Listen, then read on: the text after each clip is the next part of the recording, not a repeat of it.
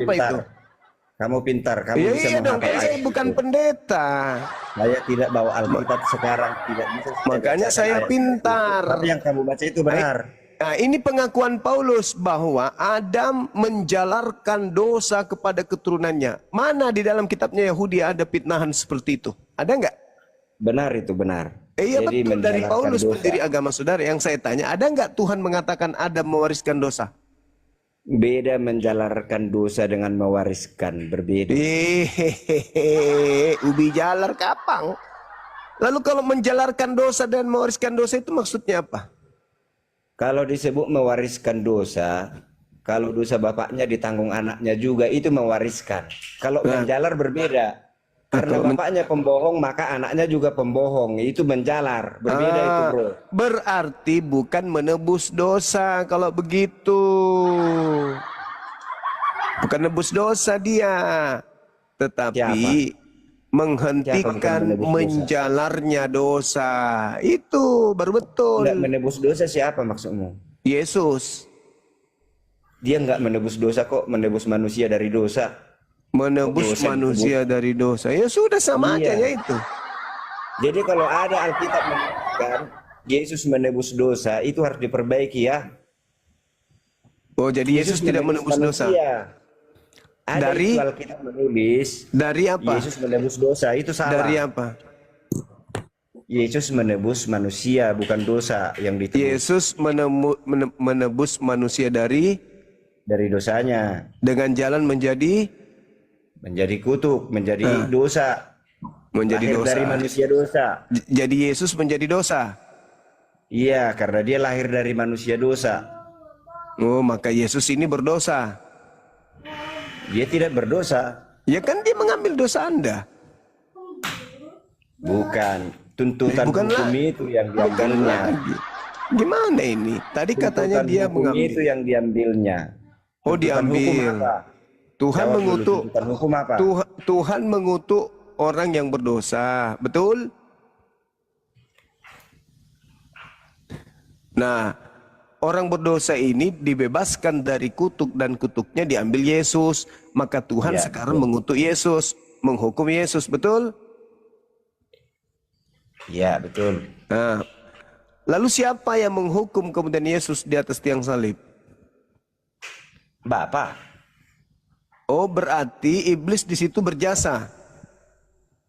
Beh, kau putar balikkan. Buruk kali kau, masa itu nggak tahu kau. Bapak menyalib Yesus melalui Justru iblis. Bapak ingin ini nih, dengar ya. Justru Bapak ingin menunjukkan, nih ada anak saya yang bisa mengalahkanmu kepada iblis. Nah, sekarang Bapak Iblis itu kalah. ketika kemudian ingin menebus dosamu, Bapak yang menyalibkan atau melalui orang? Melalui orang. Nah, orang ini berjasa nggak? Tidak berjasa. Nah, nenekmu kiper. Justru dia kena kutuk lagi. Ya, Karena mereka dia itu bukan pelaku orang yang tidak firman. bersalah. Mereka itu pelaku firman karena mereka lah sehingga kehendak Bapak Tuhan kamu itu terlaksana. Betul nggak? Iya, nanti kamu jadi memuja iblis jadinya. Kamu itu Berarti penyalib Zuma. Yesus itu adalah pahlawan bagi Kristen. Itu menurutmu. Loh, Keliru. loh. Penyaliban Anda sesat. itu sudah rencana siapa? Rencana Bapak. Ah, bagaimana caranya rencana Bapak ini terlaksana? Ya seperti yang tertulis di Alkitab itu. Berarti ada pelakunya kan? Ada yang menyalib. Sekarang beginilah dulu. Nah, sekarang bagaimana? Ini kan modal congor lagi. Modal congor. Kau juga Coba congor. kau tunjukkan di mana Bapak menghendaki menyalibkan orang benar demi untuk congor. Di mana dalilnya? Dengarkan ya. Apa yang ku dengarkan cuma modal congor? Di mana Bapak Elohim mau menyelamatkan manusia congor kayak Anda dengan Di cara pikiranmu itu. membunuh orang benar? Mana dalilnya? Kau membelit-belitkan semuanya. Jadi Mana kacau dalilnya? kau bikin. Kamu yang memfitnah Kacau. Tuhan. Kau katakan bahwa salib itu rencana Tuhan. Mana dalilnya Tuhan menyalibkan orang benar demi untuk menyelamatkan manusia congor kayak Anda? Mana Jadi dalilnya? aku udah punya kesimpulan mengenai Anda. Anda Saya sedang pula yang kau mencari-cari kesalahan simpulkan. di dalam Alkitab. Saya tidak mencari Sejelas kesalahan, apapun kuberitahukan tapi kepadamu, Anda sudah yang tertutup mengedepankan pintu. kesalahan. Di mana Tidak dalilnya ada Bapak? kebenaran padamu, tidak Di ada. mana Kau Bapak menyesatkan. ingin menyalibkan orang benar demi dosamu? Mana dalilnya? Ada. Kalau kujelaskan nanti kau bilang congor. Saya tidak minta Anda congor, saya minta dalil. Ada. Kau udah menuduh-nuduh congor, padahal kamu yang Ya congor karena menyesatkan. tidak ada dalil. Kau menyesatkan. Anda yang menyesatkan karena nggak ada dalil. Anda ngomong sesuatu tidak ada dalil. Sekarang saya tanya, mana dalilnya Bapak ingin menebus dosa orang jahat kayak Anda Saya ini mau tanya dengan dulu membunuh kamu. Yesus? Saya mau tanya Mana dulu coba? kamu. Kamu ini Kristen apa Saya Islam? minta dalil. Kamu ini saya Kristen minta apa Islam?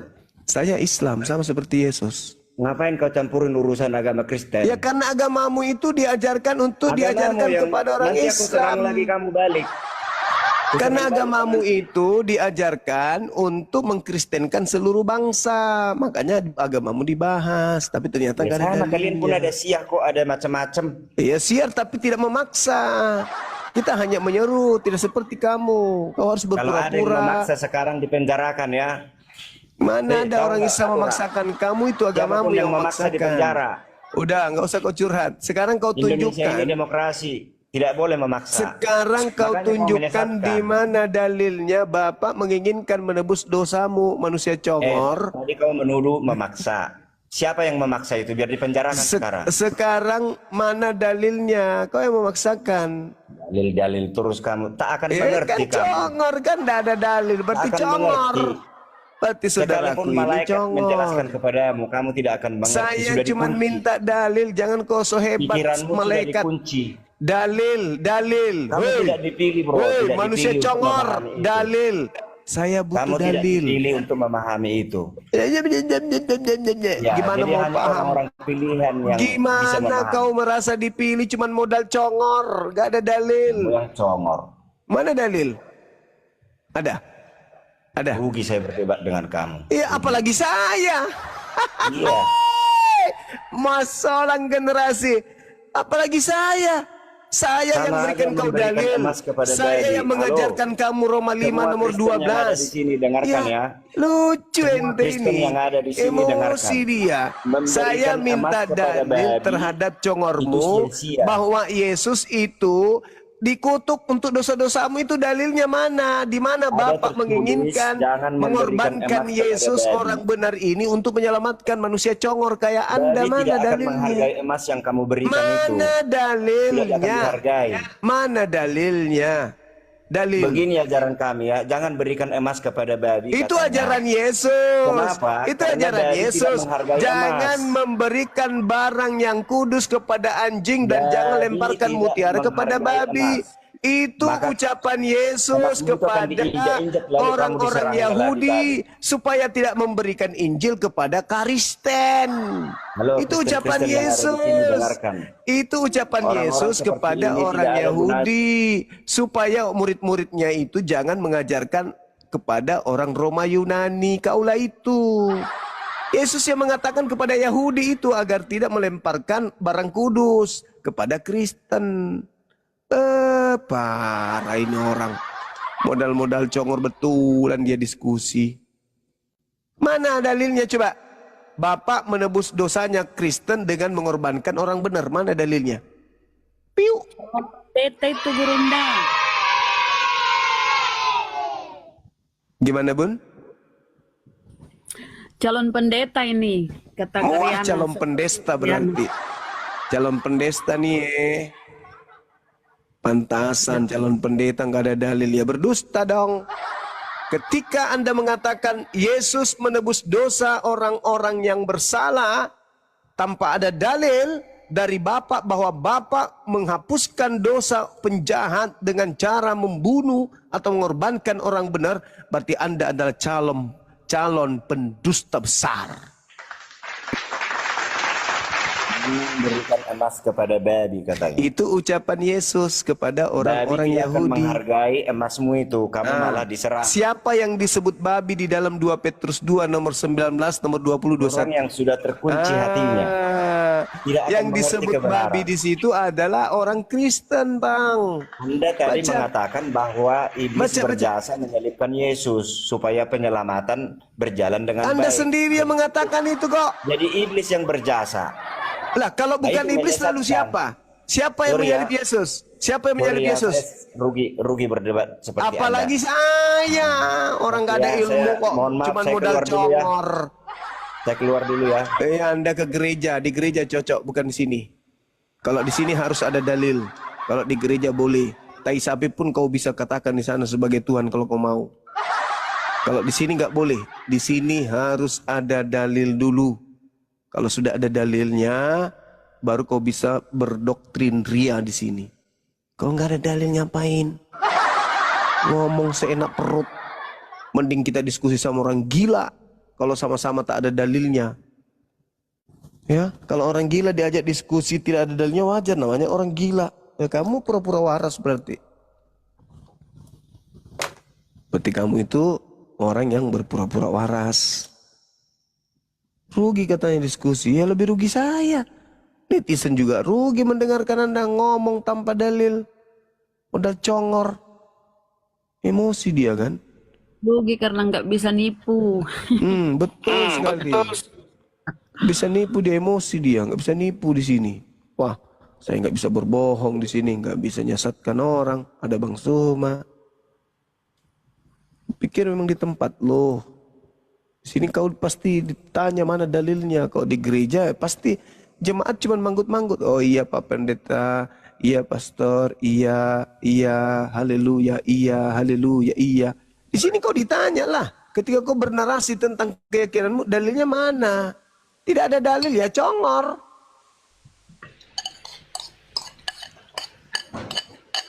Gitu aja kok repot.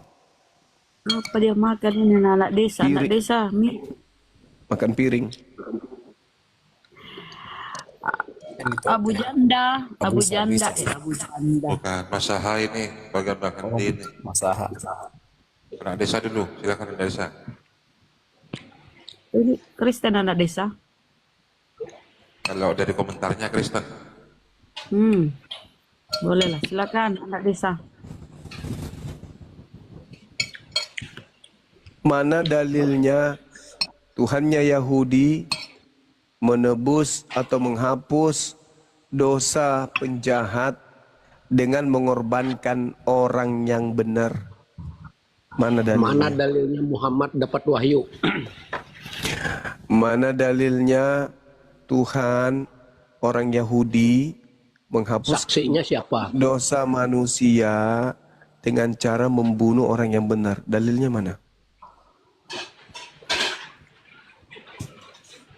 Saksi dapat wahyu siapa? Ya kami semua saksinya. Itu nipu namanya. Kenapa tertawa? Wahyu itu kan firman Tuhan. Firman Tuhan itu bisa disaksikan Buktikan saksinya oleh dapat wahyu siapapun. Sama seperti orang hamil. Meskipun kami tidak menyaksikan ibu ini digauli, tapi karena kami melihat hari ini dia punya anak, dia melahirkan, berarti kami bersaksi dia ini pernah digauli. Saksinya mana? Buktikan Ajaran saksinya Al-Quran mana? ajaran Al-Quran itu adalah kebenaran. Tidak bisa manusia di atas muka bumi ini untuk mengalahkan kebenaran Al-Quran itu. Artinya, meskipun kami tidak hadir pada saat pewahyuan, kami bersaksi bahwa Al-Quran ini adalah firman Allah. Sekarang, meskipun kau hadir, dengar, meskipun kau hadir melihat Lukas menulis, melihat Markus menulis, 1 miliar manusia melihat Markus menulis untuk menjadi saksi, dia hanya menjadi saksi menulis bahwa Markus menulis satu pemberitaan yang berdasarkan atas pemberitaan orang. Tapi tidak ada bukti bahwa itu firman Tuhan. Kenapa? Karena Markus, karena Yohanes, itu memang tidak menuliskan firman Tuhan. Coba di mana di kita? Di mana kitabmu tertulis di dalam kitab Markus firman Tuhan, Tuhan berfirman? Enggak ada. Enggak ada kan? Saksinya siapa Juma saksinya? Saksi apa? Saksinya dapat wahyu siapa? Ya ini buktinya Al-Qurannya ada, berarti dia dapat wahyu.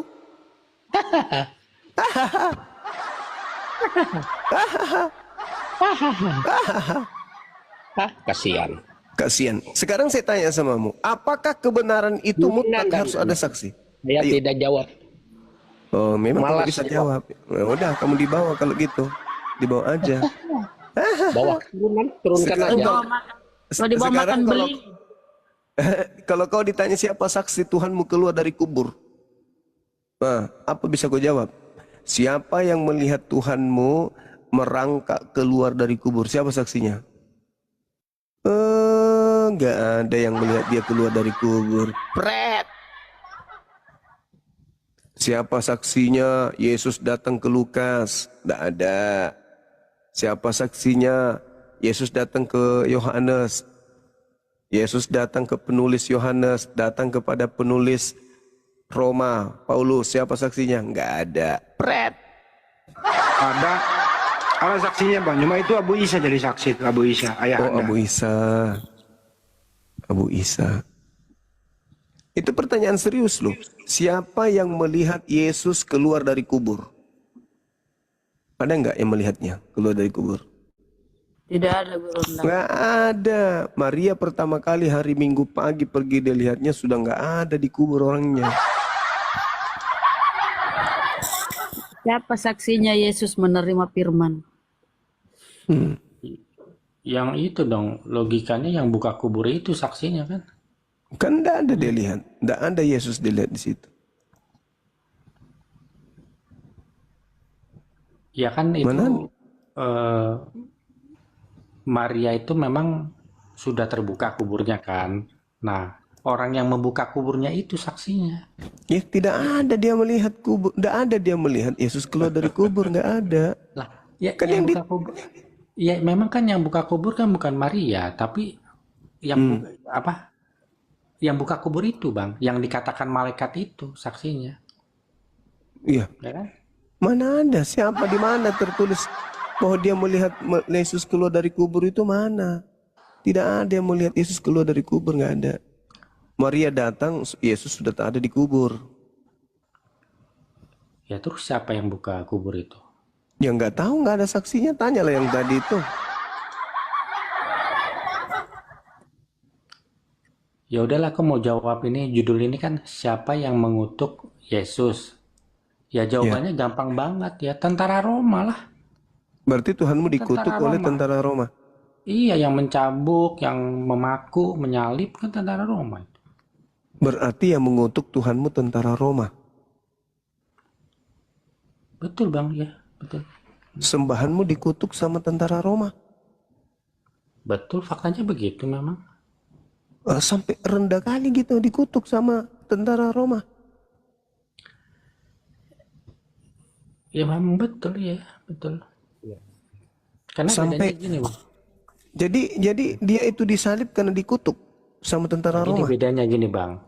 Hmm. Gini, kalau kita semua ini kan sudah terkutuk gitu loh. Dari lahir, begitu lahir kita udah terkutuk karena kita punya dosa waris. Jadi nggak perlu, Ini nggak perlu kebohongan dikutuk ini. lagi. Ini bohong waris ini. Gini, Ini bohong kalau waris. Yesus itu Bang, Yesus itu begitu lahir, dia tidak terkutuk, maka harus dikutuk. Nah, itu bedanya. Ini kalau bohong kita ini waris kan- ini. Kita ini lahir udah terkutuk, apa buktinya? Kita didimin aja Bang, kita mati sendiri. Sekarang yang mengutuk kamu siapa? Ya karena ada makan buah itu. Enggak, bukan. jadi terkutuk. Yang saya tanya, yang mengutuk kamu siapa? Ya Adam, setelah makan buah itu kita semua jadi terkutuk. Di mana Karena dosa dalilnya? Di mana dalilnya? Iya kan, itu dalilnya itu pada waktu Adam makan buah itu kan Adam belum punya anak Bang. Jadi seluruh umat manusia masih di dalam Adam. Lah, yang Anda katakan bahwa kita ini dikutuk itu dalilnya mana? Iya kan waktu Adam, gini loh. Adam aja nggak dikutuk, kok kita yang dikutuk? Bukti kita terkutuk itu satu Bang. Karena begitu kita lahir, kita sudah terkutuk. Kenapa? Karena kita didimin aja mati sendiri kan. Nanti 90 tahun kemudian, 100 tahun kemudian kita mati sendiri. Nah kalau Yesus itu tidak terkutuk. Mana dalilnya Adam dikutuk? Ada nggak? Lah kan tuh ya kan Adam itu kan 930 tahun setelah dia makan buah itu kan dia mati, Bang. Bukti Ya, terkutuk dia. dalilnya dia dikutuk mana? Lah dia mati itu, Bang. Setelah makan buah itu kan mati. Bukan itu yang kutanya. Kalau itu kan itu sudah aturan Tuhan. Itu sudah aturan Tuhan. Sebelum Adam kemudian makan, itu sudah aturan Tuhan bahwa Adam memang harus mati, nggak bisa Oh, tidak. iya, Bang. Mana dalilnya dia hidup kekal? Kalau begitu. Lah gampang kita dari kan Tuhan bilang pada hari engkau memakannya engkau akan mati. Berarti kalau dia tidak memakan buah itu dia nggak mati dong. Kan begitu logikanya. Siapa bilang nggak mati? Lah, iya jadi Sekarang Adam begini. itu Apakah Adam itu dia wujudnya daging? daging betul ya. Nah, kalau Anda melihat di dalam kitabnya orang Yahudi, dikatakan bahwa manusia itu hanya bisa hidup selama 120 tahun saja karena dia terbuat dari daging. Itu dalil. Anda bisa baca di Kejadian 6 nomor 3. Semua manusia adalah makhluk. Itu kan jelas itu. Rohku tidak akan selama-lamanya tinggal dalam manusia karena manusia itu adalah daging. Sekarang pertanyaan saya. Apakah Adam itu daging? Daging. Nah, Tuhan mengatakan, rohku tidak akan selama-lamanya tinggal di dalam manusia. Karena manusia itu adalah daging. Tetapi umurnya akan 120 tahun saja. Ya, Adam daging nggak? daging betul ya. Ya, daging. Daging. Kan Bang Zuma kan pernah bilang tuh kemarin, kalau surga versi Islam nanti, ya kan, manusia itu tetap makan minum, tetap kawin-mawin. Kan ini daging juga. Namun manusia itu nanti tidak akan menua, akan umurnya itu fisiknya itu tetap seperti usia 33 tahun kan. Walaupun di surga nanti udah 100 tahun, tapi fisik kita 33 tahun. Nah, inilah Adam sebelum makan buah itu seperti itu. Beda. Betul. Beda dong. Beda. Adam sebelum dicipta memang sudah direncanakan hidup di bumi. Nggak bisa tidak. Berarti Adam itu memang harus ke bumi. Terlepas daripada ketika dia di Ganbi Eden, dia kemudian makan buah pengetahuan baik dan jahat, itu sebagai ujian bagi dia, sekaligus sebagai bentuk kesempurnaan dia sebagai calon kandidat penghuni dunia, penghuni bumi. Kalau Adam di Gan Eden didatangi iblis, digoda iblis dan tidak tergoda, lalu kemudian digoda sampai kapanpun tidak tergoda, berarti Adam ini belum layak untuk turun ke bumi. Karena turun ke bumi itu kudu wajib lengkap dengan syahwat nafsu. Karena tidak akan pernah bisa menjadi pemimpin kalau nafsunya tidak ada. Itu tujuannya itu di situ. Makanya dalam Islam lah yang betul. Adam memakan itu karena lupa, lalai. Fatalaka Adam min rabbi kalimatin fataba alai. Ketika dia lalai dan sadar, dia bertobat. Lalu kemudian dosanya dihapuskan oleh Tuhan. Sehingga setelah keadaan itu terjadi, dia diusir keluar ke bumi. Ke alam di mana tujuan dia dicipta. Yaitu di bumi ini. Nah, setelah dia di bumi, dia akan mengalami berbagai macam ujian cobaan. Sehingga dia memiliki 3 keadaan. Yang pertama, dia memiliki kecerdasan. Yang kedua, dia memiliki kehendak free will, bebas. Yang keempat, yang ketiga, dia diuji. Itu seandainya Adam mati rasa, bisa enggak jadi pemimpin di bumi? Ya enggak bisa. Gagal Tuhan menciptakan makhluk bernama manusia itu. Maka Tuhan harus menciptakan makhluk baru. Karena Adam gagal, maka keturunannya pun gagal. Nah, tapi karena Adam berhasil, maka keturunannya pun berhasil. Apa buktinya? Bumi ditaklukkan oleh keturunan Adam. Itu tujuannya dicipta. Bayangkan kalau Adam tidak bisa kemudian mengetahui baik dan jahat. Bagaimana dia mau turun ke bumi kira-kira? Turun ke bumi boleh, tapi hanya kayak kerah, kayak monyet. Bisa memimpin nggak bumi kalau sudah kayak monyet? Nggak bisa. Maka dengan adanya Adam makan buah ilmu pengetahuan, wujud bahwa Adam itu sudah layak menjadi pemimpin di bumi ini. Kalau kalau Adam itu bodoh bang ya, kan nggak mungkin Tuhan kasih perintah ya apa? Jadilah penguasa di darat, segala makhluk di darat, air dan udara. Nggak mungkin dong kalau Adam nggak cerdas. Selamat pagi Betul. orang-orang kafir.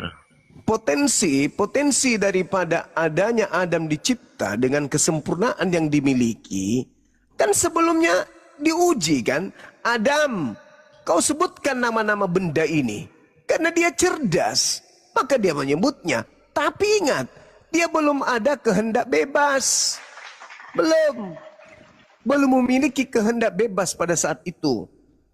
Oke? Sehingga kalau Anda baca Bible, jangankan mengetahui hal-hal yang besar, untuk sekedar mengetahui dirinya telanjang ataupun tidak, Adam nggak tahu. Setelah makan buah pengetahuan baik dan jahat, baru dia tahu kalau dirinya dalam keadaan telanjang. Itu perlu Anda catat. Jadi Adam alaihissalam itu memang dicipta, dirancang untuk mengisi bumi. Di Ganbi Eden itu adalah bentuk uji coba. Apakah benar bahwa Adam ini sudah layak untuk duduk di bumi ini? Ternyata betul, maka diutuslah dia ke bumi menjadi pemimpin. Kalau Adam turun ke bumi, sama seperti kera kalau dia tidak tahu baik dan jahat. Sama seperti kera. Oke, jadi Islam dan Kristen beda lah ya. Jadi kalau menurut Islam, Adam itu memang diciptakan dari awal itu memang nantinya memang mati gitulah ya, alamiah. Nah, tadi Kejadian 6 nomor 3 itu membantai itu. Nah, gini. Menjelaskan itu. Di Taman Eden itu kan ada 2 pohon tuh bang. Ada pohon pengetahuan dan pohon kehidupan.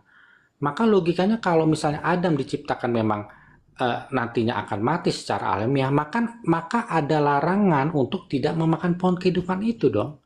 Kenapa tidak dilarang memakan pohon kehidupan? Karena Adam itu memang sudah immortal, udah abadi. Gimana ceritanya? Gimana ceritanya? Padahal di situ sudah sangat jelas. Dia diusir karena justru Tuhan takut ada makan buah abadi. Gini bang, gini. Jangan sampai dia makan buah pengetahuan, buah abadi itu. Coba jelaskan. Jangan nyerocos mulu apa. Jadi menurutmu dalam Al-Quran itu Adam diciptakan di mana? Di bumi apa di surga? Silakan. Di surga, di taman. Surga. Kenapa kenapa diturunkan ke bumi kalau enggak jadi penjahat ya di surga? Adam itu. Adam dicipta memang untuk di bumi. Coba Al-Baqarah 30. Ya jelas itu berdiskusi sama malaikat loh. Qala rabbuka lil malaikati inni ja'ilun fil ardi khalifah. Kejadian 1 nomor 26. Baiklah kami menciptakan manusia. Iya kan, tanyakan Al-Qur'annya, kejang-kejang Alkitab. Anda turun. Bang Jawa lagi menjawab, kau ngoceh terus. Mendingan saya turunkan kau ke bawah. Wa is qala rabbuka lil malaikati inni ja'ilun fil ardi khalifah. Ardi khalifah. Bumi menjadi pemimpin.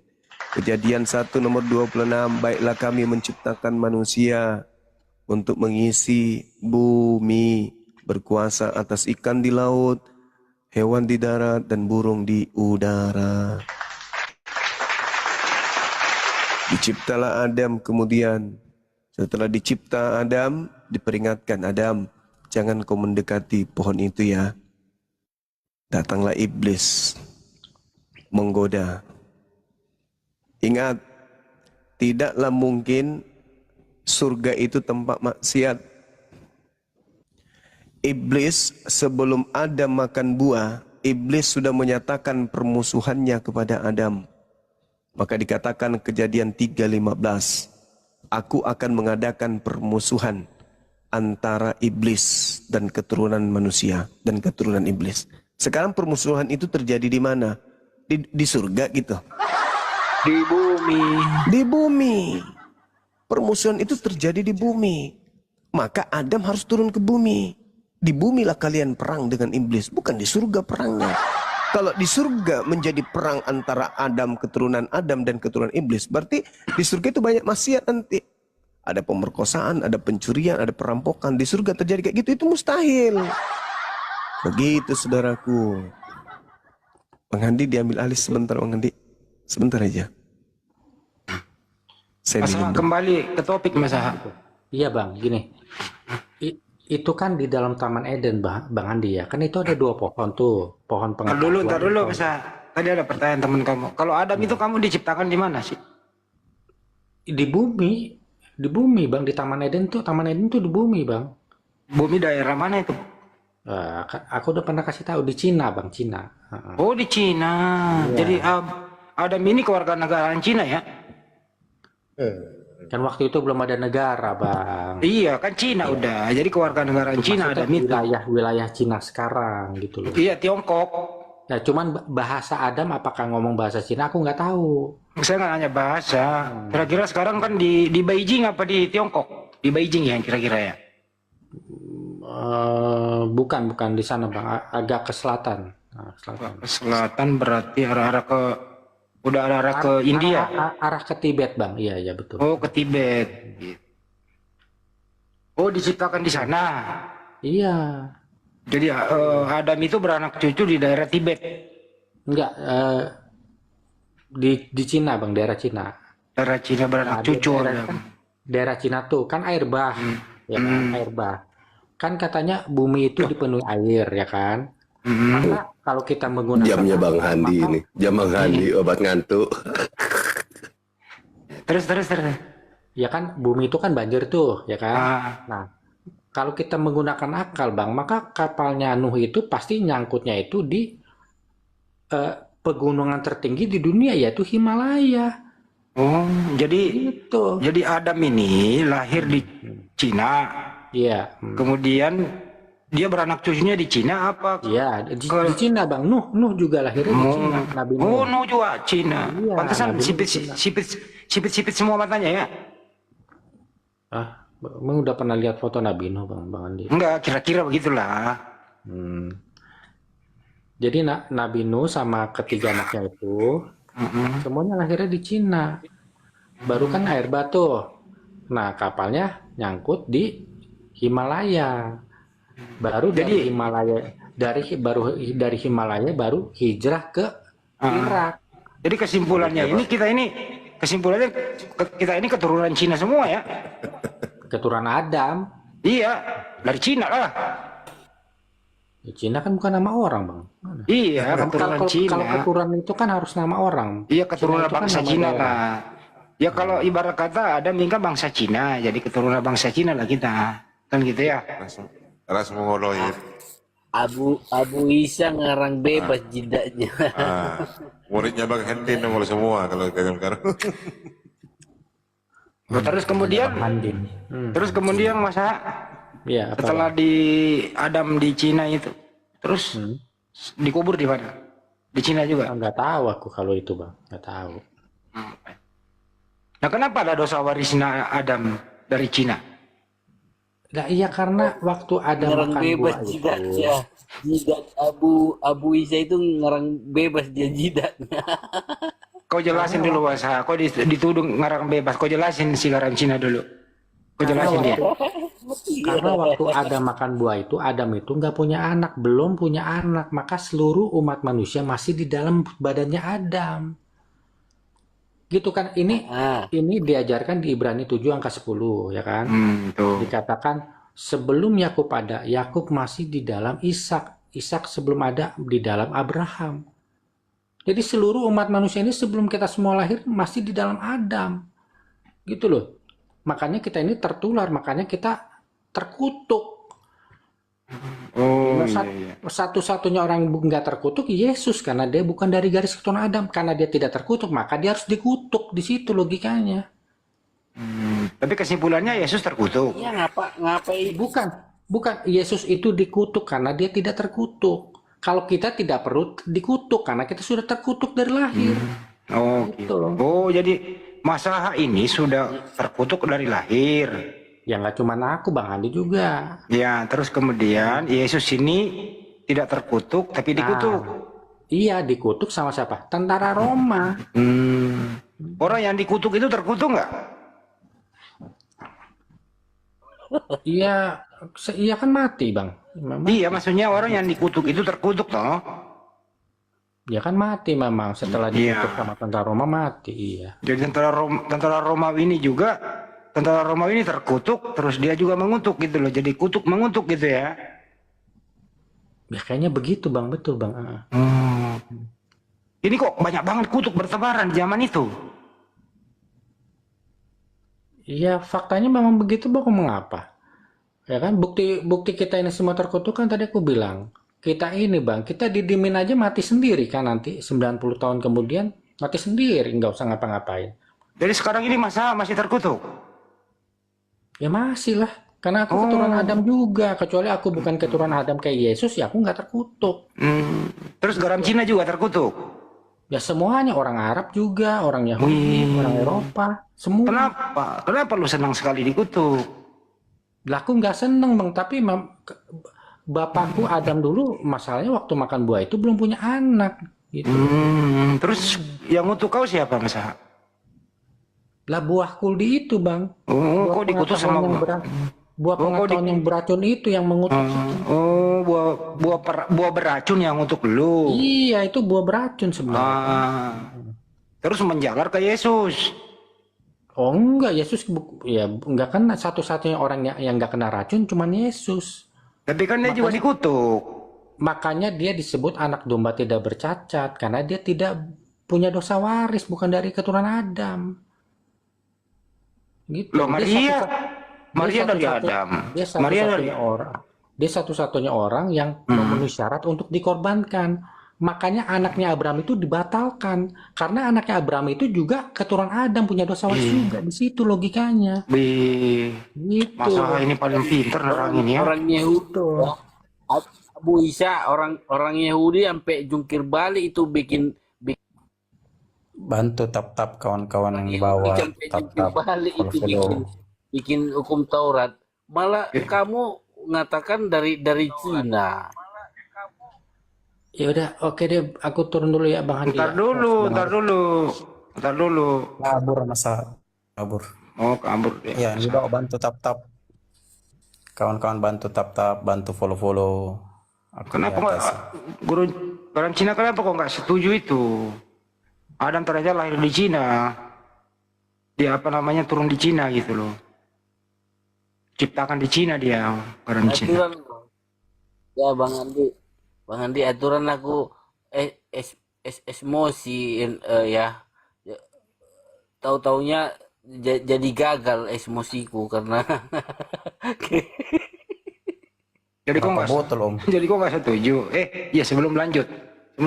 Dari jam 8 malam sampai jam sekarang kau dari mana? Garam Cina. Laporan dulu sama gua. Garam Cina. Garam Cina. Laporan dulu. Laporan. Wih, buka mic-nya. Habis berapa botol garam Cina? Habis berapa botol? Laporan dulu sama abangmu ini supaya jelas. ya siap dan Laporan. Ya, Laporan aturan dulu. Dari jam 8 malam siap, sampai Bang jam Andi. sekian, kamu kemana aja? aku siap di tempat. Kegiatan apa? Duduk di tempat dengerin itu tadi. Botol apa gelas? Enggak, ini malam bersih Bang. Bersih ya, aman ya. Ya, aman. Oke, Jangan-jangan yakin ya. pesan di got. Cuma geli aja Bang. Yakin, Bersih nih cuma malam, geli bersih. aja Jujur dia dengan bersih. Dia. Malah dikatakan dia dari Cina. Lucu. Mabuk. Coba lihat samping kiri kanan dulu. Jangan sampai sulit selokan kau. Lucu ya. Adam lahir diciptakan di Cina ya. Lucu ya Bang. Sedikit matanya. Terhibur dia. Terhibur dia. Aku gak tahan Bang, aku turun aja. Aku turun aja Bang. Jangan turun. Masa tadi itu Kristen loh itu. Tai juga itu kawan. Tai. Banjir nu juga dari Cina loh kata dia. Oh, turun dia. Nyangkut di Malaya. Himalaya. Wih. Kapalnya angkut di Malaya. Yang di Parah. giliran Bang Uto lagi tuh ada si Tian tuh Bang Uto. Gua mah khusus ya kayak masalah Capek saya sama Tian. Iya, iya. Dari tadi sore sama Tian. Coba kau jawab dulu itu. Adam katanya diciptakan di Cina. Coba kau jawab dulu Tian. Aduh, Adam cuma bilang. gimana aku mau bisa menjawab itu ya? Nanti kalau kayak gitu berarti apa namanya? Ya garam Cina berarti buatan Adam lah kalau kayak gitu. Tapi Kristen loh tadi. Dia sudah dislogan itu. Kristen tadi yang ngomong loh, bukan kami loh Muslim, bukan. Ya nggak masalah. Mau siapapun, hanya kan kesimpulan saya kalau dari apa berarti ya rupanya selama ini Adam yang buat garam Cina. Kalau Tian, menurut pendapat Tian, Adam itu diciptakan di surga apa di bumi? Di bumi, di bumi. Kalau di bumi itu negara mana? Kalau apa namanya spesifiknya negara sekarang saya tidak tahu. Cuman di bumi karena memang apa namanya arti dari tanah. Artinya kalau dari tanah ya apa tanah dibawa ke surga dulu kan gitu kan? Iya, maksudnya kalau di bumi itu kan pasti loh ada negaranya. Misalnya sekarang negara apa? Tadi kalau mas saya jawab, ya sekarang negara Cina katanya. Apa di daratan Arab sana, gurun pasir atau pegunungan Himalaya? Kalau konteksnya sekarang sih Bang, saya tidak bisa akan menjawab di mana persisnya. Ya, walaupun ada banyak mungkin penafsiran atau daerah apa sana kayak dekat-dekat mungkin Irak atau apa, saya enggak. Oke. Kalau di bumi terus, kalau di bumi Adam diciptakan, terus berarti dia makan buah pengetahuan di bumi. Iya, karena Taman Eden di dalam Alkitab itu adalah di bumi. Jadi di sebelah timur ada dibuat sebuah Taman Eden. Jadi Firdaus itu yang dimaksud Eden, di bumi. Berarti Adam itu diusir dari bumi ke bumi. Bukan diusir, ya dia kan makanya Allah membuat sebuah taman. Jadi kan bumi bukan semua taman. Jadi Allah membuat sebuah taman di sebelah timur. Iya, taman itu di bumi enggak? Betul di bumi. Iya, taman itu di bumi. Kemudian Adam juga diusir. Jadi Adam diusir dari taman di bumi ke bumi lain gitu ya? Bukan dari bumi ke bumi, diusir dia dari taman. Iya, taman itu di bumi toh. Bener nggak? Aduh Abang, karena Abang sudah terkonsep diusir dari surga ke bumi, jadi seolah-olah saya perbedaannya sebuah taman Abangku, di situ ditempatkannya dia. Sekarang dia diusir dari taman itu, taman itu. Kan ada tadi ngomong, Adam itu diciptakan di bumi, Taman Eden itu di bumi, betul? Betul. Nah, oke. Taman Eden itu di bumi, artinya kalau Adam diusir juga di dalam bumi, gitu ya? Betul? Diusir dari taman, keluar dari Taman Eden. Iya, berarti dalam bumi juga toh itu Taman Eden di bumi. Ibarat kata gini loh ya. Misalnya nih, kita persempit Indonesia ini. Ambillah provinsi Jawa Tengah misalnya. Jawa Tengah lah ada Taman Eden gitu ya. Kemudian diusir keluar dari provinsi Jawa Tengah ke Jawa Timur, begitu kira-kira? Ya, dari taman, makanya diusir dia dari taman itu, dari taman yang dibuat oleh Tuhan. Iya, anggaplah Taman Eden itu Jawa Barat, kan di bumi nih, betul ya? Bener gak? Iya, dia masih di bumi Bang. Taman iya, itu di bumi, dia keluar dari taman, dia masih contohnya lah. Kamu diusir dari rumah, ya masih di bumi lah. Iya, masih di bumi gitu loh. Diusir dari rumah. Contoh saya kasih taman lah, misalnya di Puncak itu ada Taman Safari. Nah, disitulah dilahirkan misalnya. Kemudian diusir dari Taman Safari, keluar ke Bogor. Begitu kira-kira ya? Iya, saya masih di bumi Bang, Taman Eden. Iya, masih di bumi gitu. Artinya keluar ke Bogor. Iya, kan Taman Safari di Bogor juga tuh. Taman tuh lahir di situlah, tapi diusir dari Taman Safari. Ya keluar lah, diungsikan ke Jakarta misalnya. Apa di Bogor aja? Apa di Hambalang? Aduh abangku, kalau udah kayak gitu pertanyaannya memang saya angkat tangan lah. Ya Apa ini ke kan Bogor? ini kan diperjelas. Apakah ke Papua sana kah? Atau ke kayak nggak ke Hambalang kah?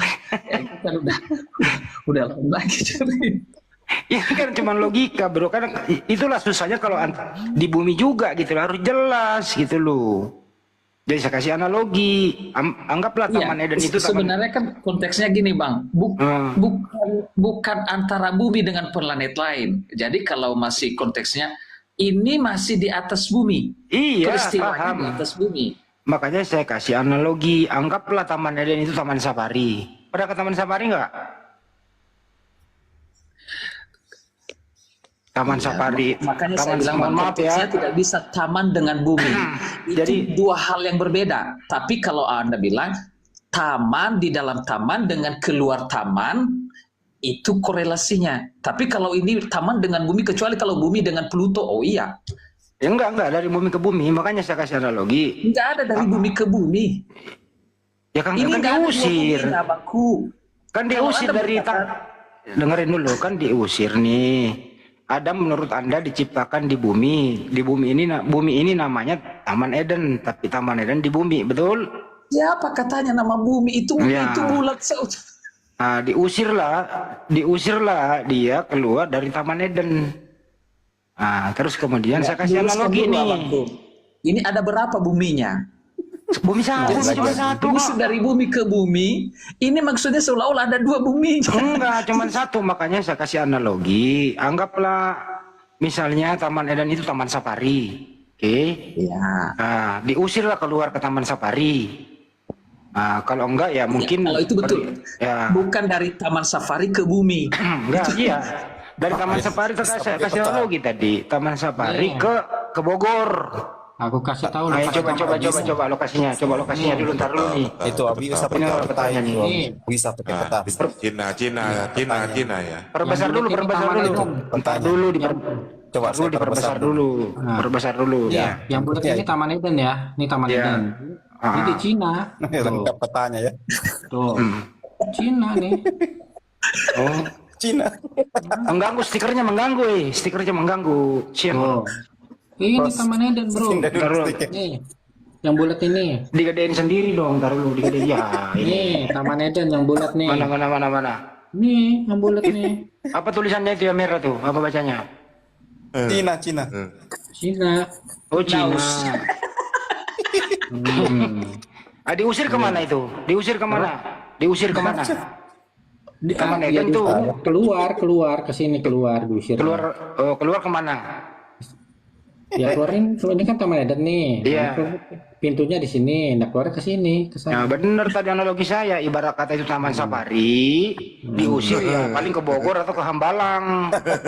Dulu kian. Bang Handi Selet, kalau kayak gitu, jadi yang diuji udah angkat tangan saya, pengetahuan saya belum sampai lah Bang Handi Selet. Nih, Untuk Nah itu udah dijelasin gurunya, suhunya tuh jelasin tuh pakai peta.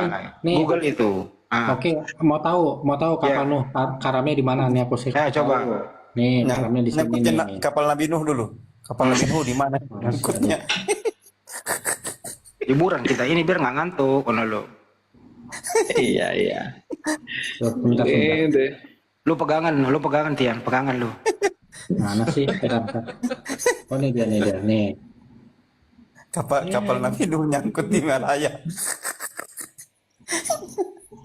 Coba mana kapal? Ini kan Himalaya nih. Oh Himalaya ya, terus. Ini kan Himalaya nih. Ya kan? Nah, ini lebih tepatnya di sini nih. Tempatnya di sini nih, sekitar sini. Apa namanya daerahnya tuh? Nah, ini Tibet.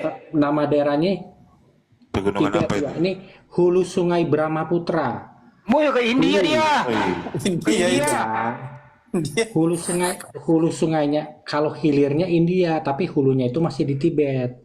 Tibet, iya. Itu nyambung ke Sungai Gangga. Dekat sini nih. Iya, nyambung ke Sungai Gangga itu. Nah, itu. Pantesan nyambung ke Sungai Gangga dia. Itu. Pegangan lu Tian. Udah clear ya, clear ya. Clear artinya ini mereka ini kok tidak ada yang ke daerah gurun ya? Kenapa daerah pegunungan ya? Masa? Iya, baru dari Himalaya itu baru Nabi Nuh itu ke Irak, ke Baghdad Mesopotamia itu. Wih, jauh amat perjalanannya itu loh. Jauh. Benua lo itu. Jauh. Pakai apa itu? Oh, nggak tahu kali itu, Bang. Terus Adam itu beranak cucunya di Tibet atau ke gurun juga? Apa gimana? Masa beranak cucunya itu di Cina, Bang. Oh, di Cina. Air bah tuh, kan air bah. Kan berarti kan tinggal Nuh sama 3 anaknya kan, berdelapan tuh, ya kan? Nah, baru karamnya di Himalaya, di Tibet itu. Jadi kira-kira ini keturunan Adam pertama ini marganya apa? Marga Tan atau marga apa? Oh, nggak tahu, Bang, nggak tahu. Nggak tahu. Tian, kira-kira marganya apa, Tan? Tian? Marganya itu. Apa ya? Dinastinya. Iya. Pusing pula itu bahasnya. Soalnya persoalannya disinggung tadi Mesopotamia, itu di Timur Tengah sana. Ada sungai apa namanya? Tiba-tiba sampai ke Cina. Ini kan jauh udah Asia ini. Kalau nggak marga Lim, marga Tang ini kayaknya. Kalau marga Tang itu kayak Ini bingung Tang. aku. Marga Tang. Atau marga Lim. Cing. Gitu, makanya. Itu masih di Asia. Kalau jauh jadi orang kali. Kristen itu Bang, siapa di atasku, siapa namanya? Tian. Ya makanya kalau bilang Taman Eden di bumi, ya harus bisa nunjukin dong di mana gitu loh. Ya. Gitu. Betul. Yang jelas Taman Eden di Itu Cina ya. Ya itu tadi. Baik, sebenarnya kan kalau Anda bilang sama saya harus bisa nunjukin, kan Alkitab sudah menjawab disembunyikan oleh Tuhan. Waduh. Jadi kalau Anda suruh lagi saya itu, saya melawan dengan iman saya. Itu Anda sedang menyuruh saya melawan iman saya, itu mana bisa lah aku kayak gitu. Masa lu kan ahli petani, ada peta. Lu pernah nemuin nggak di mana itu ada petanya itu kuburan waktu terjadi gempa bumi, kuburan terbuka? Ada nggak petanya?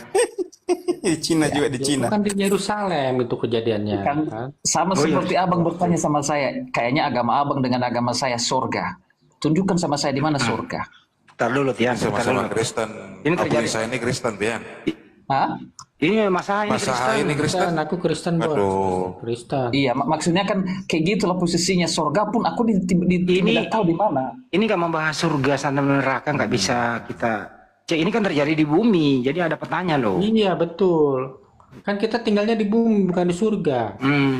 Nah, itu. Jadi kalau udah bilang masuk peta nggak itu Masa? Udah dapat Google itu nggak itu? Kuburan-kuburan terbuka itu terjadi gempa bumi ada. Ya, itu Masuk kan di peta itu. Yerusalem, Bang. Yerusalem Masalahnya kan ada. abangku gini. Tar dulu Tian. Coba buka petanya Masa yang tempat kuburan terbuka. Oke, lanjut abang. Ini soalnya bateraiku tinggal 10%, Bang Andi. Waduh, nggak bener lu ah. Bentar lagi mati ya. Lain kali ya buka petanya itu kuburan terbuka ya. Iya. Iya. Ya. Ya memang dalam Bible begitu Bang. Di dalam Bible itu dinyatakan Taman Eden itu di bumi. Kan di seputar Taman Eden itu menurut kitab Kejadian ya, itu ada 4 sungai yang mengalir. Sungai Yang pertama itu Sungai Efrat, terus Sungai Pison, Sungai Gihon, Sungai Tigris. Nah, Tigris ini dia mengalir ke Irak. Kan begitu. Jadi ada empat sungai yang mengelilingi Taman Eden itu. Hanya masalahnya, iya betul. Hanya masalahnya itu ada nas itu di Kejadian katakan bahwa pohon-pohon itu dari bumi diambil masuk ke Taman Eden. Berarti kan Taman Eden bukan di bumi. Kalau ada kata dari di situ kan begitu. Begitu dicek teks aslinya sama juga. Tapi kalau menurut Masaha itu kemungkinan besar itu Nabi Adam itu kalau Masaha nih kita ikuti pola Masaha itu kan di Tibet tuh ada memang banyak sungai tuh Masaha. Kan sungai iya, ini betul, Bang. Iya, sungai betul. ini nyambung semua kan seluruh dunia gitu ya. Wah, ini Ya. bagus. Aku senang nih kalau Bang Andi serius. Nah. Betul itu. Jadi nyambung tuh. Persoalannya dia naik perahu apa? Iya. Dari Sungai Indus tuh. Sungai Indus, Sungai Brahmaputra, Sungai Gangga. terus Sungai Mekong di Vietnam itu dari Tibet semua. Oh iya, iya. Betul. Termasuk Mahakam, Kalimantan. Tapi nggak termasuk Kalimalang ya Mas ya? Enggak ya? Kalimalang enggak. Ya, ya Cuma- BKT aja sekalian bang. Iya BKT nggak masuk lah itu, kan nggak nyambung lah. Ya. Wah masalah bagus, Pak. Ada petanya loh. Puyang-puyang lo Tian lo, puyang lo Tian. Kan? Bagaimana Mas Arif yang dari Papua itu? Nggak perlu puyeng juga sih Bang Goto. Memang dikatakan di situ Taman Eden, di tengah-tengah Taman Eden ada sebuah aliran air. Lalu setelah aliran air itu keluar dia dari Taman Eden, cabangnya menjadi 4. Nah gini, Iya, salah abang, bukan menjadi 4 cabang. Tapi Sungai Efrat itu bersumber dari 4 hulu. Karena di itu kata original teks itu ada ros, kepala. Kalau abang, Ulunya di mana Mas? Ulunya di mana? ah itu aku lagi pelajarin bang, itu yang dimaksud 4 itu hulunya Pusatnya di Sungai Pison, menurut Bible pusatnya di Sungai Pison. Pison. juga. Pison, baru ke Efrat, baru ke Ya, Tigris. Efrat. Nah jadi Tigris baru ke Taman Eden Gihon, itu yang Gihon, tadi aku Gihon. kasih tunjuk, itu kan masuk dalam provinsi namanya Provinsi Sichuan. Oh Sichuan. Oh. Sichuan, nah Sichuan itu tahu nggak apa artinya? Sichuan Apa itu artinya Sichuan apa itu? tahu? 2000. Enggak, Sichuan itu artinya 4 sungai artinya. Oh Sichuan kira 4.000. Oh 4 sungai. Iya, artinya 4 sungai berarti cocok sama yang di Bible. Kalau Sungai Efrat itu berasal Kalau dari Sichuan kan 4. 4 kalau goceng 5. Untung bukan goceng loh. Kalau goceng 5 loh. Kalau se itu dalam bahasa Cina artinya 4. Iya 4. Sichuan 4. Kalau goceng Iya. 5. Aku nggak tahu itu, nggak tahu. Ini orang siapa yang ada koko nggak di bawah ini? Kalau ada koko nih di bawah nih, terangin nih kita nih. Jadi intinya itu ada banyak sungai ya Mas ya. Ada banyak sungai bang, dari Tibet itu ada Sungai Yangtze, Sungai Mekong, terus Sungai Indus yang Pakistan tuh, terus Sungai Brahmaputra, Sungai Gangga. Nah itu sumbernya tuh dari Tibet semua. Tapi Gitu loh. kalau begitu wajah Adam itu kayak mirip Cina dong kalau gitu. Nah, nggak tahu deh bang kalau itu. Bang. Enggak ya? Jadi kan kalau ras terbesarnya di dunia itu kan ada 3 tuh bang, Mongoloid, Kaukasoid, Negroid ya. Nah, Mongoloid itu Syam, Mongoloid Syam, Kaukasian itu Yafet, Negroid itu Ham. Bang, aku Berarti udah mau mati Bang nih, Abu Isa. badanku udah mau lobet. Bang Abu Isa, berarti Elohim matanya sipit ya, kan manusia diciptakan menurut gambar dan rupa Elohim. Nah, aku nggak tahu bang itu. Yang pasti Kalau di Cina Adam Adam itu diciptakan di Cina, Bukan Elohim, Ayahanda kalau nggak salah Ayahanda. ya, yang pasti wajah Tuhan itu sama dengan wajah Adam bang itu bang. Tapi kalau sipit atau gimana nggak tahu. Ayahanda kan masa? Nah, Elohim itu namanya siapa masa Elohim?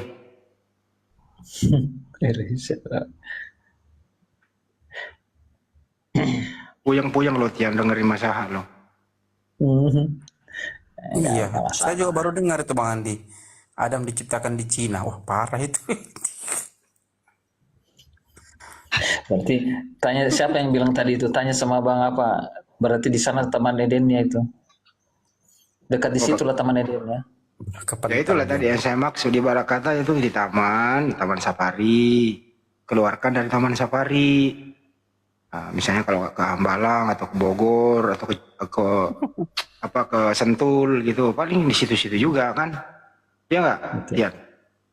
Iya, tapi bener sih kalau Adam di mana? Di Cina ya, Tibet ya. Iya. Ya karena anaknya siapa? Anaknya Adam itu siapa? Habel dengan siapa tuh? Habel ya. Kain. Nah itu kan terakhir ada di Padang kan, di Indonesia. Nah ini saya baca ya, kata Kain kepada Habel adiknya, marilah kita pergi ke Padang. Udah Padang dia, oh, berarti betul itu. Terakhir di Padang kelihatannya, betul itu bahasa tuh bagus itu.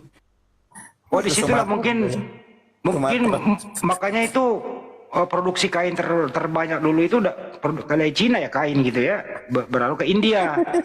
Nah, sekarang kan pabrik kain dari India itu sama Cina ya. Kalau saya ke Padang itu kalau nggak salah M Damsik kalau Padang. Mendengarkan ini jadi aku yang lagi waras ini tiba-tiba aku jadi masuk rumah sakit. Siapa suruh naik sini Pian? Memang begitu bunyi ayatnya, begitu memang bunyinya. Iya, aku berusaha mencerna apa maksudnya tadi.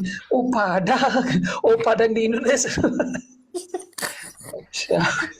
Kain, pabrik kain, rupanya nama kain. Kacau memang ini.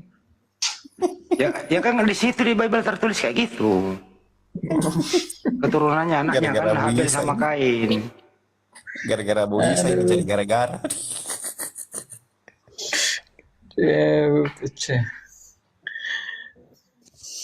Aduh parah.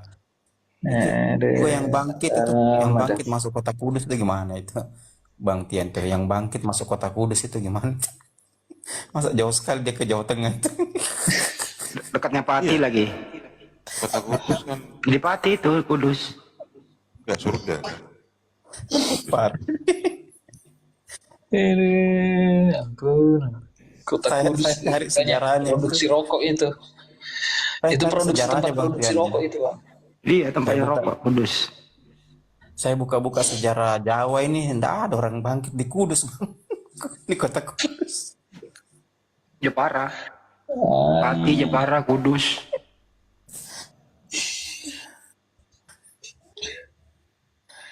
Parah itu keliling dunia.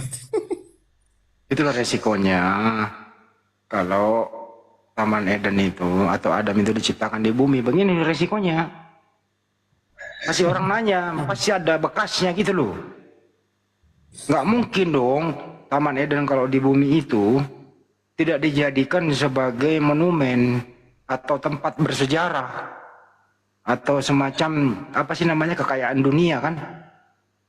Ya, iya benar nggak? Nah, itu harus jadi monumen. Ya 7 menjadi 8 lah, menjadi 8 sudah. Dia nomor 1 dia. Iya, benar. Betul. Iyalah manusia pertama diciptakan di situ. Ya masa nggak ada arkeologi menemukan tempatnya sih? Kalau memang di bumi toh harus itu ditemukan. Ada lagi yang lebih penting mungkin, Bang. Bukan hanya letak penciptaannya, tapi tanah yang mana waktu itu yang diambil, yang merupakan bagian tubuh Adam. Yang jelas bukan tanah kuburan sama tanah sengketa. Yang jelas.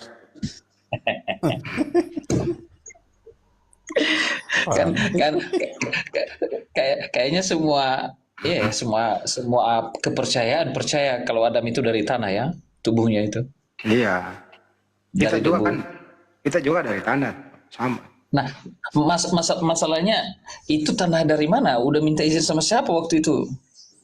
Ya, Pak. Yang kemungkinan tanah sengketa kali. Tapi nggak boleh lah kayak gitu. Yang jelas itu dari tanah.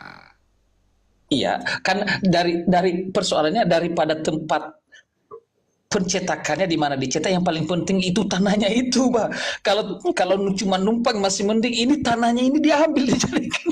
Ya kalau menurut Mas Aha sesuai petanya tadi ya tanahnya seputar di Tibet juga di situ. Nggak mungkin lah ngambil di Pulau Jawa.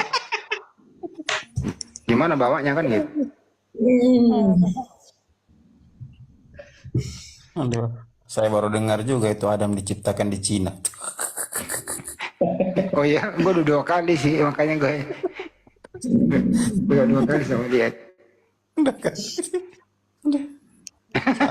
Ketawa. Sitian aja ketawa.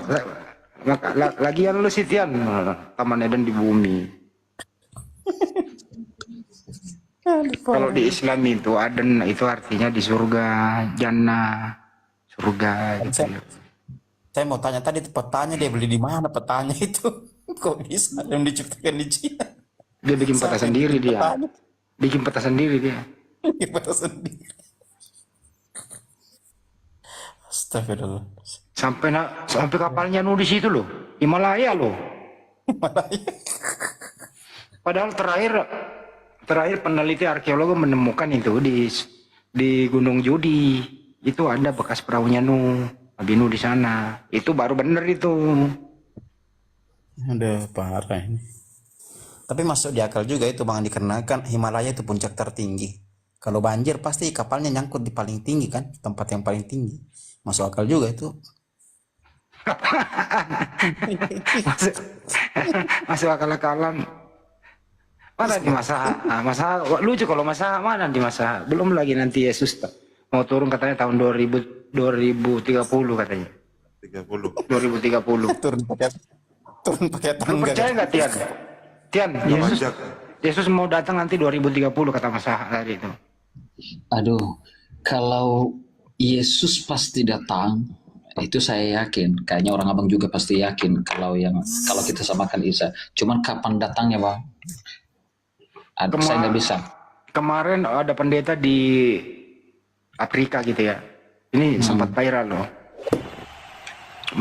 Dia membohongi jemaatnya gitu. Mereka sudah pada keluar, pokoknya dia jual semua hartanya begitu. Terus kemudian pada tanggal berapa ya kemarin ya? Tadinya nggak jadi gitu loh. Turun. Kalau masalah 2030. Iya, banyak begitu Bang. Statement begitu banyak itu. Banyak menyesatkan. Dulu sebelum Advent berdiri Pernah dibuat film juga pun, Bang. Tapi artinya ya di Alkitab pun sudah ada juga kejadian seperti itu, tapi diingatkan oleh Paulus karena rupanya mereka nggak bekerja lagi, mereka menanti-nantikan akhir zaman. Tapi di Paulus bilang, di Bible itu Tian, Yesus datang itu seperti pencuri katanya, benar nggak tuh? Iya, seperti pencuri artinya di waktu yang tidak disangka-sangka. Kenapa ada pencurinya gitu loh? Nggak ada yang lain apa kata-kata? Iya, seperti pencuri artinya seperti sebenarnya bahasanya seperti waktunya itu kedatangannya adalah tidak diberitahukan aku datang tanggal ini, pencuri kan enggak, itu kan ilustrasi makanya dikatakan seperti kedatangannya adalah seperti pencuri, seperti waktu pencuri datang. Lo tahu nggak tertulis di mana itu? 1 Tesalonika 5 nomor 2 sama 2 Petrus 3 10-18 sama bunyinya loh. Bagoto sama loh bunyinya. 2 Petrus 3 10-18 sama 1 Tesalonika 5 nomor 2 bunyinya sama. Iya. Berarti ada yang copy paste ini. Iya, di Kopas itu, di Kopas. Pasti Tian nggak tahu di tempatnya itu seperti pencuri. Kalau kita paham, hafal kita Tian. Saya cuma nggak ngerti apa di Kopas. Copy paste lah, bunyinya sama. Tadi jadi di kalau room saya itu kalau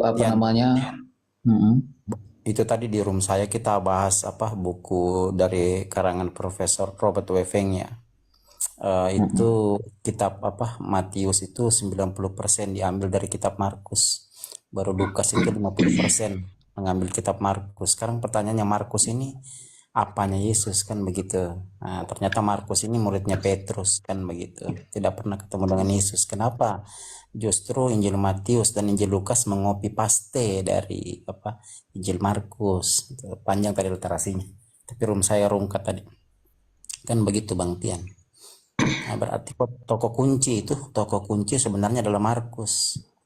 Kalaupun Markus itu betul, tapi tidak ada literasi yang kuat untuk menyatakan itu Markus. Karena itu namanya disematkan ya, sinoptik itu disematkan oleh Papias ya. Papias justru rekan dari Markus ya, murid dari Petrus. Baru disematkan juga oleh Santo Irenaeus, itu pun nanti abad ke-20 ya, kitab Yohanes ya. Jadi lengkaplah Matius, Markus, Lukas, Yohanes. Jadi kedua orang ini mempunyai peran yang penting dalam penyebutan Matius, Markus, Lukas, Yohanes. Begitu Bang Tian. Itu namanya copy paste. Jadi 90% kitab Matius itu diambil dari Markus. Begitu Bang Tian. Ya, itu yang kurang tahu apakah karena kan penulis Yohanes di situ kan, atau contohnya Matius, dalam Matius penulis, apakah di copy paste-nya dengan itu kan saya pikir tafsir, saya nggak ngerti lagi kalau ya, bahas buka aja linknya Bang. Buka aja linknya Golgotha News .org. Buka jalannya. Iya, maksudnya gini Bang, karena pun yang menemukan kitab itu, kecuali kalau sudah ada di kitab itu, kan semua teksnya itu yang merupakan dasar kitab sekarang itu nggak ada dihancurkan sama sekali Bang. Ada. Jadi apa yang diterjemahkan ke bahasa Yunani itu kan ada sekarang. Artinya... Salah lu. Itu datanya itu sudah tidak ada aslinya, kopian, tinggal kopian. Ya segede ATM kok itu aja. Tinggal kopian bro, nggak ada aslinya. Enggak paham. Baik seperti yang apa PL Qumran maupun Sinaiticus sama siapa apa namanya. Pokoknya lah artinya gini Bang, mau kopiankah itu? Intinya gini, apa yang ditemukan entah dari Qumran, dari Laut Mati itu pasti disimpan baik-baik. Katakanlah ini yang di tempat itu adalah palsu. Siapa yang mau nyimpen di waktu itu? Di mana penyimpanannya? Iya, itu maksudnya gini Bang. Artinya itu ditemukan ayat-ayat itu, katakanlah itu sudah salinan dari apa, tapi tahun waktu ditemukan itu apa yang mereka temukan yang merupakan dasar Alkitab sekarang itu disimpan baik-baik, tidak pernah dihancurkan. Yang masalah itu Bang Tian, menurut Prof. Robert Weveng ya, hanya tersisa 18% itu sabda Isa dalam gospel tuh. 82% dipastikan tulisan manusia. Itu yang masalah tadi kita bahas itu. Ya, kan gini persoalannya, itu yang sering dibahas gini. Kalau yang kata Yesus berkata, akulah terang dunia. Nah, mereka terima itu yang contohnya dicatat oleh Yohanes. Oh, itu kata Yesus. Sedangkan yang lainnya kalau tidak ditulis kata Yesus, itu tidak diterima. Padahal konsepnya tidak. Itu Yohanes juga yang menulis. Dan Yohaneslah yang menjelaskan. Jadi di situ sebenarnya perbedaan kita. Jadi mereka berpikir, oh ini yang benar-benar kata Yesus itu adalah hanya ketika ditulis, itu diterima. Kata Yesus begini. Oh, berarti itu benar-benar kata Yesus. Tapi kalau penjelasan Yohanes, itu tidak diterima padahal kitab yang sama. Padahal persoalannya apa yang ditulis oleh Yohanes? Papirus asli atau naskah autograf atau penulis Bible itu sudah tidak ada lagi saat ini. Bahan papirus itu sangat mudah hancur. Itu loh, tidak ada lagi. Apa yang ditemukan itu disimpan semua Bang. Kita kalau Abang pun saya tidak mau berdebat lah. Artinya tidak ada pernah penghilangan apa namanya ya, penghilangan apa yang ditemukan. Itu jelas. Jadi tidak ada ditemukan contohnya entah lembaran-lembaran itu tidak pernah ada dihancurkan. Udah bilang tidak ada yang asli lagi kok. Saya tidak mengerti apa maksud tidak asli lagi, maksud abang ini. Ya, tulisan tangan pertama kali ditulis itu udah nggak ada. Ada Bang, makanya yang dimaksud kodeks itu yang Qumran itu yang ditemukan di Laut Mati. Itu kan ya ketika ditemukan artinya gini Bang. Anggaplah yang ditemukan itu palsu, oke? Tapi semua yang ditemukan itu menjadi dasar Alkitab sekarang itu disimpan baik-baik abangku. Contoh-contoh nih saya kasih masuk ke dalam data ya. Markus 16 itu hanya sampai dulu nomor 8. Pertamanya tuh beberapa periode berikutnya baru ditambahin 9 sampai 20. Itu loh, pernah kosong itu 8. Nanti beberapa, ya Bang Otoya bener ya, nanti ditambahin 9 sampai 20. Termasuk 1 Yohanes 5 nomor 7 juga itu loh. Nulo silakan Bang Oto diterangin tuh. Ya betul. Ya, jadi banyak Bang. Ditemukan contohnya gini, itu kan semua Alkitab Kristen itu tidak langsung sudah terbukukan semua.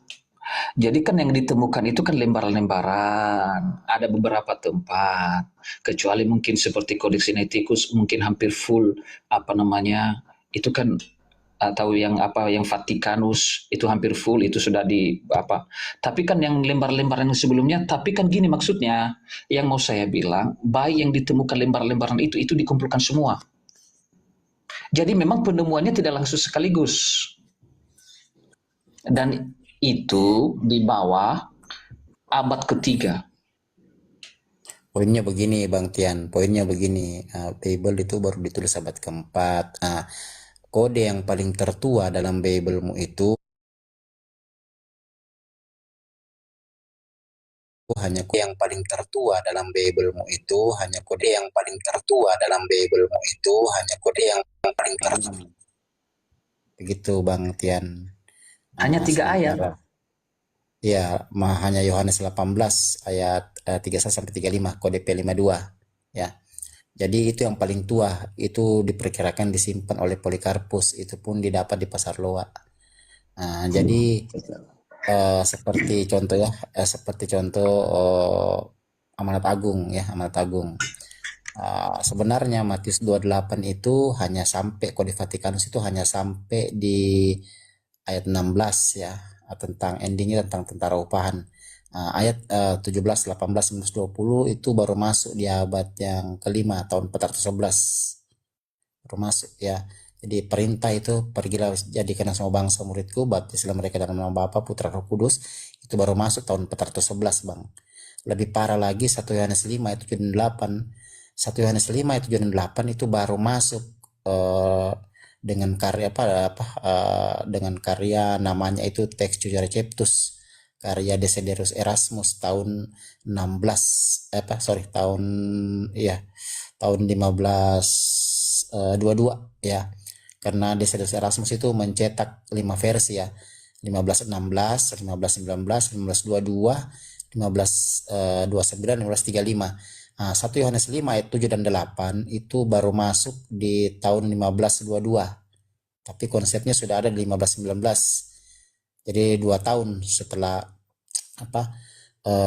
Protestan berdiri 1517, 1519 konsep 1 Yohanes 5, 7, 8 sudah ada, tapi nanti masuk di Bible itu karya Desiderius Erasmus, Textus Receptus itu 1522 baru dia masuk Bang. Jadi masuk di abad ke-16 tuh.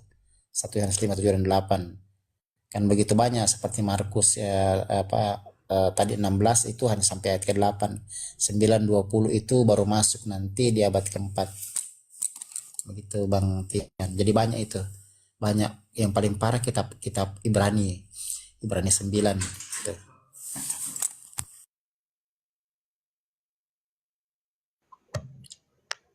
Ya, saya bilang tadi Bang, tidak serempak semua penemuannya, tidak pada waktu tanggal yang sama, hari yang sama, dan tahun yang sama.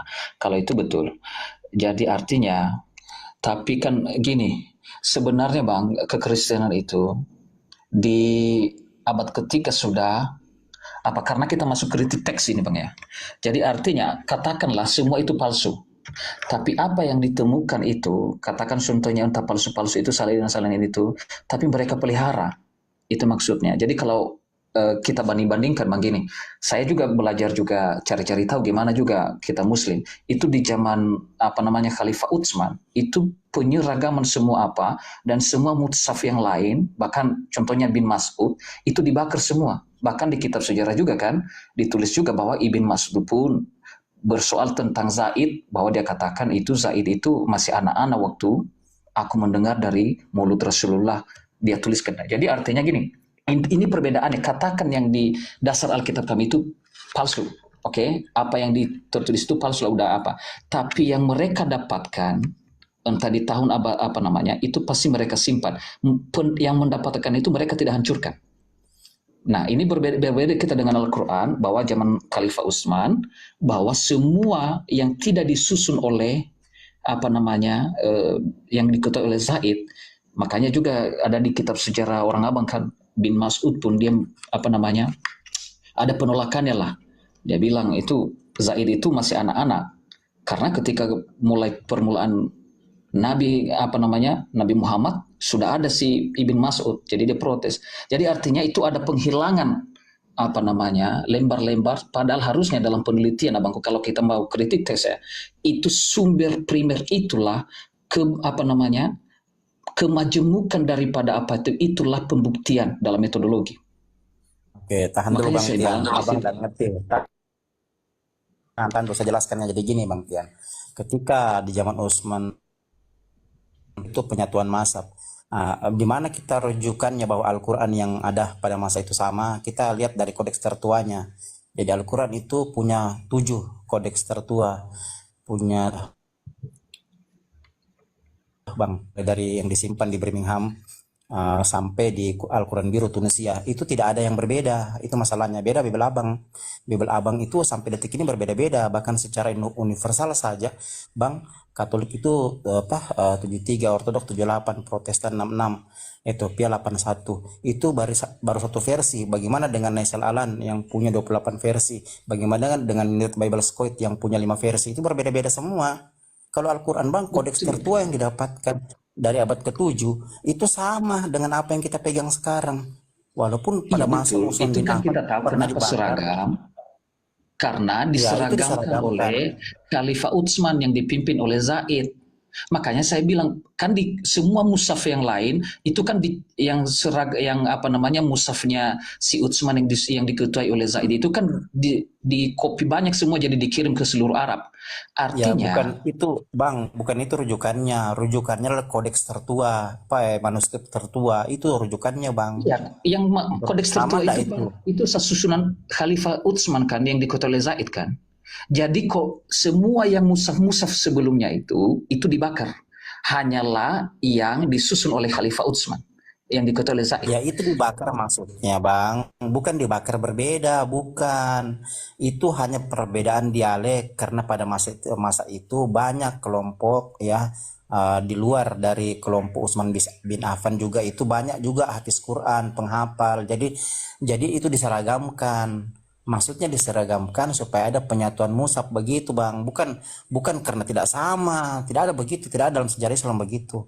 Makanya rujukannya kodeks tertuanya. Saya juga lah, Apakah kodeks bahkan tertua itu ini berbeda? maksud Tidak. di kritiknya si Zaid bahwa walaupun dianggap mungkin hadis yang bukannya hadis sahih lah, tapi kan dari kita riwayat sejarah kita Muslim itu Ibn Mas'ud juga tidak termasuk daripada orang yang makanya dia bilang bahwa ya mushaf yang disusun oleh Zaid itu protesnya adalah Zaid masih kecil waktu aku mendengar dan menulis dari mulut Nabi Rasulullah tentang apa.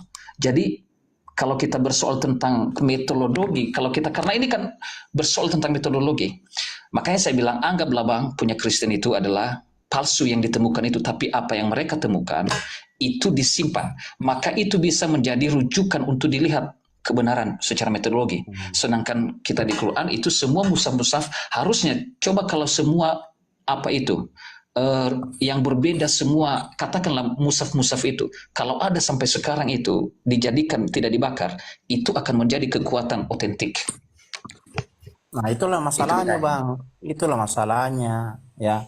Jauh sekali perbedaannya ketika satu narasi itu dipertahankan, ya, sementara narasi lain itu sudah berbeda dari narasi awal. Kan di Belanda begitu. Nah, narasi awal itu sudah berbeda dengan apa yang tertulis sekarang karena berbagai versi. Kan banyak sekali versi Bible, Bang. Kayaknya kalau Abang ke Amerika bukan banyak versi Bible-nya, Bang. Kalau terjemahan iya, ya. tapi itu saya bilang tadi sumber aslinya Terjemahan, baik Bang, teks aslinya tidak ada terjemahan yang berbeda. Kalau Al-Quran, Bang, kalau Al-Quran teks aslinya tidak ada yang berbeda. Tapi kalau Bible iya, yang disusun kenapa ada keseragaman? Karena disusun oleh Khalifah Utsman kan. Iya, dibakar semua yang lainnya, hanya versi yang disusunnya oleh dengan tim Zaid kan yang 4 orang itu kan. Jadi makanya bisa seragam. Itu sudah itu dia. Jadi divalidasi, kan kalau kita tanya kenapa, kan apa alasannya kalau di kitab sejarah orang Abang supaya tidak ada perkelahian atau musnahnya orang Muslim. Kami Kristen tidak. Semua perbedaan itu kami pegang. Abang ngerti. Jadi begini, Bang, ya. Said bin Sabit itu masih sejaman dengan Rasulullah, Bang. Jadi sudah ada validasi dari langsung penerima wahyu. Kan begitu. Nah, sekarang masalahnya ketika kita bicara Bible, apakah ada validasi dari yang penerima wahyu? Kan tidak ada. Karena ditulis jauh setelah penerima wahyu itu dinyatakan naik ke langit. Nah, sementara waktu kalau sekarang kita lihat, tahan dulu. Kita lihat realita. Kalau kita berbicara akademik, Bang, kita lihat realita. Coba lihat, kalau sekarang Anda kemanapun juga Al-Quran tetap sama. Tapi coba Anda kemana Bible Belgia berbeda, Norwegia berbeda, Inggris berbeda, Amerika berbeda, Indonesia apalagi. Itu realita Bang yang sudah menjawab.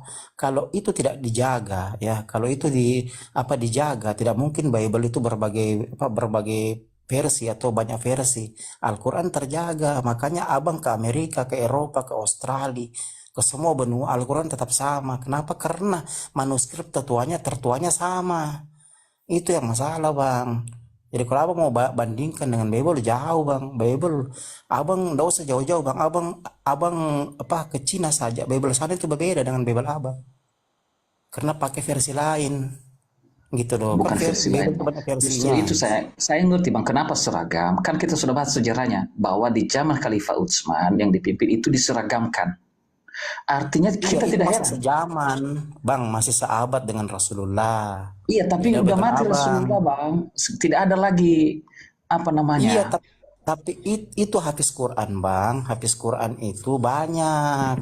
Assalamualaikum Ustaz Tata. Ya mungkin Ustaz Tata yang tadi yang jelaskan. Assalamualaikum. Ustaz. Ya, silakan. Oke. Kita ganti. Silakan. Jadi gini. Al-Quran itu setiap turun wahyu dihafal oleh sahabat. Makanya orang Arab zamannya Rasulullah itu seluruh Arab ibaratkan Indonesia menghafal Pancasila. Anak-anak hafal. Ya. Terus ketika Al-Quran keluar dari Quraisy, suku Quraisy, Nabi ini minta kepada Allah agar supaya Al-Quran ini bisa dibaca dengan 7 qiraah. Kata ulama 7 huruf itu 7 huruf ya. Maksudnya 7 suku. Quraisy, Huzail, Tamim, Asad, Rabi'ah, Hawazin dan Sa'ad bin Bakar. Ya, makanya di zamannya Rasulullah itu pernah terjadi Kenapa kok harus Rasulullah itu minta 7 huruf? Karena ada orang di luar suku Quraisy ini yang nggak bisa. Ya, misalnya walam yakul lahu kufuwan ahad. Nggak biasa pakai waw, bisanya hamzah. Akhirnya mereka baca walam yakul lahu kuf'an ahad gitu. Atau dialeknya yang nggak biasa. Ya, wadduha, wadduha. Ibaratkan kalau di Indonesia itu bapak, babe. Ya kayak gitu itu. Nah maka diperbolehkan oleh Rasulullah. Tapi pernah terjadi ya, Umar ini mendengar bacaan Quran yang gak biasa dia dengar. Akhirnya dibawa ke Rasulullah. Ya Rasulullah, ini Hisam ini salah. Dia membaca yang tidak pernah diajarkan oleh engkau. Coba Hisam baca. Dibaca surat Al-Furqan. Lalu Umar baca. Wahai Umar, Al-Quran ini kamu Quraisy, ya wajar kamu baca seperti itu. Dia Tamim, gak biasa kayak gitu, tapi tidak apa-apa gitu. Nah, akhirnya kata Rasulullah, suatu saat kalau terjadi seperti ini, udahlah satukan seperti Quraisy lagi, gitu. Ajarkan pakai Quraisy saja. Nah, di zamannya Utsman terjadi lagi seperti itu. Akhirnya Utsman ini ngambil Quran di Hafsah. Yang sudah turun ke Rasulullah dihafal oleh ribuan sahabat. Jadi Utsman ini ibaratkan mengkopi, bukan merubah. Aku kumpulkan semua lembaran-lembaran yang kamu terima dari Rasulullah. Kita akan kubukukan yang sesuai yang kita hafal sudah. Karena zaman itu masih ada master. Ali, Sidina Ali ada. Hafal di luar kepala. Jadi di zamannya Utsman mengumpulkan, membukukan itu ribuan hafal semua orang-orang itu. Tidak ada perubahan sama sekali. Cuma qiraah sab'ah ini loh, udahlah. Karena di Irak terjadi pertengkaran masalah qiraah sab'ah. Udahlah. Walaupun di Irak, di Syam, ya di Kufah, ajarkan seperti yang Rasulullah ajarkan ke kita. Ya akhirnya dikopi menjadi 6 mushaf. Ya, 7. Yang 1 dikembalikan ke Hafsah, yang 6 disebarkan agar supaya udah kalian di Kufah pakailah yang seperti ini. Biar tidak ada qiraah-qiraah lagi yang membuat orang yang awam nanti salah paham. Nah gitu. Jadi Bang, Al-Quran itu Bang dihafal mulai zaman Rasulullah. Bahkan terbagi 3 yang hafal zamannya Rasulullah masih hidup. Ada yang penduduk Mekah seperti yang terkenal ya. Ali bin Abi Thalib, Utsman bin Affan, Abu Bakar, Umar bin Khattab, Khalid bin Sa'id, Amr bin Fahirah, Arqam bin Abi Alqam, Abu Salama, Ja'far bin Abi Thalib, Khotib bin Amr, Jubair bin Awam, Tolha bin Ubaidillah, Abdullah bin Abu Bakar. Lalu Nabi hijrah ke Madinah, ribuan lagi yang hafal. Ya, orang Madinah seperti Abu Ayyub Al-Ansari, Khalid bin Zaid, Ubay bin Ka'ab, Zaid bin Sabit, Abdullah bin Rawaha, Mu'ad bin Jabal, Mu'aqib, Abdullah bin Ubay bin Salul, Abdullah bin Zaid. Tambah di zamannya Rasulullah, di zamannya Utsman, ribuan malah yang hafal lagi. Gitu. Jadi nggak bisa dirubah. Jangankan kalimat, satu titik saja dihilangkan, ketahuan. Karena Allah sudah berjanji, Inna nahnu nazzalna dzikra wa inna lahu lahafidun. Jadi Allah yang menurunkan, Allah juga yang menjaganya. Bagaimana caranya Allah menjaga Al-Quran? Caranya Allah mudahkan umatnya Nabi Muhammad menghafal. Anak kecil 5 tahun hafal di luar kepala. Apalagi 20 tahun, 10 tahun. Ribuan sekarang itu yang hafal. Oke, silakan.